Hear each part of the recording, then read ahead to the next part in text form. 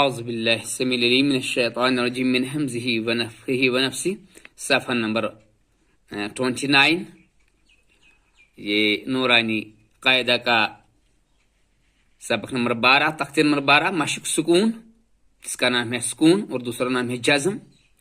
جس حرف پر جزم دکھائے گئے ہیں ہو اس کو پیچھے والے حرف سے ملا کر پڑھتے ہیں.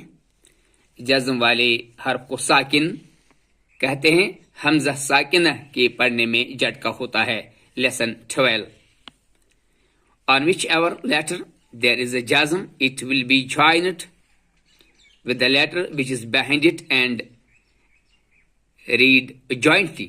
A letter with a jazm is called sakin, and the hamza on which there is a jazm will be pronounced abruptly.